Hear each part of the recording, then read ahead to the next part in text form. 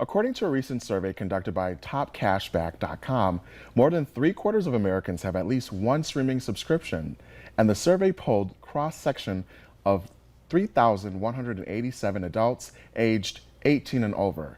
60% of them have Netflix, 55% of them have Amazon Prime Video, 36% have Hulu, 33% have Disney Plus, and 22 and 19% have HBO Max and Peacock, respectively. What do you have?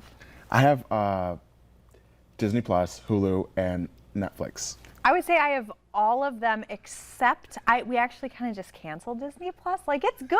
We got it to get Hamilton, if we're being honest. Yeah, but... I got it for like the old school Disney stuff, like Lizzie McGuire. Oh, that's cute. Things like that, like my old school Disney, yeah. Yeah. Oh, I do miss those. Yeah. Such good TV shows. Great TV. It's amazing too to watch like the shows we watched when we were kids, watching those stars grow up to Yes. who they are now. It's just incredible. Hilary Duff, speaking about Yeah. Lizzie McGuire, Oh. she just did a photo spread and she looks amazing. Did she? Good Yeah, for her. she looks immaculate. And you guys know what I'm talking about because it was very fire. risque pictures, but she did it very elegantly. Oh, good. And it just showed that she's grown. And like you said, it's nice to see people grow up in the media and flourish. Right. And then of course she's doing How I Met Your Father, yeah. Have you seen that yet? No, I haven't. I saw the first episode. I thought it was cute. Yeah. Yeah, I think it's a cute show. I mean, it's hard to recreate the original How I Met Your Mother Yes. because it is so amazing. It Yeah. left really big shoes to fill, but she's doing pretty good.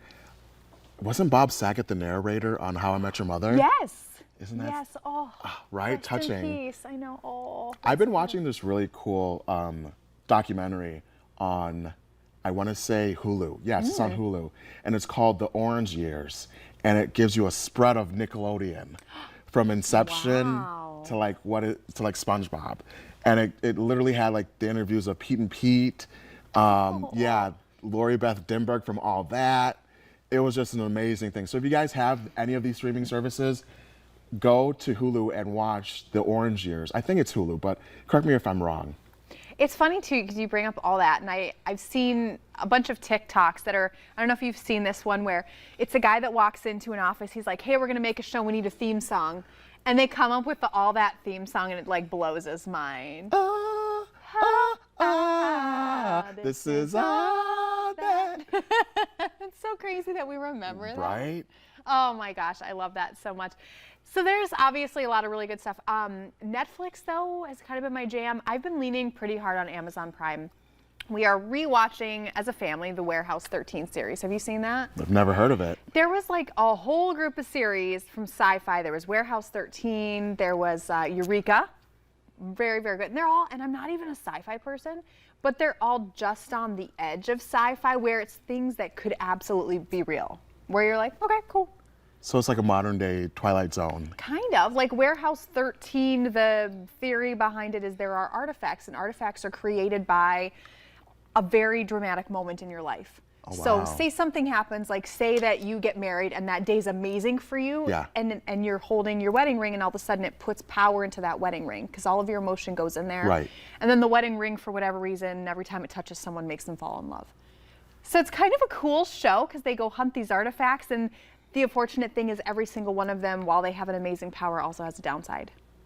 So it's always balancing like humanity's Hardware or Warehouse 13? Warehouse 13. I love it. You just It's sold a it to cute me. show. I'm definitely going to check it out And now. it's family friendly. And Eureka too. Eureka's a science community. Very, very cool. So, but they did give us some tips as well on ways that you can save a little bit of money. So for instance, evaluate your finances. Every few months even, just kind of review, because some services you need, some services you don't. You might get done watching Hamilton and realize you don't need Disney Plus anymore. Or review the terms of your credit cards, see if some of them offer cash back on streaming services. Definitely. They might do that. Also, sometimes streaming services raise their prices, so you're going to want to kind of pay attention to that. You can save when you are signing up, so just make sure that if you're signing up for a new subscription, see if you can find discounts or stackable discounts. Look for promo codes online, easy way to do it. And then if you want to sign up for more than one, I think Hulu, HBO, they have a whole bundle. Yes. Get a Disney bundle. and somebody else. I think Disney and Discovery Plus have a bundle too. So that's a good point. Look for the bundles. Yeah. Yeah, there's a really good way to do it. So, well, this was wonderful and Yes. fun.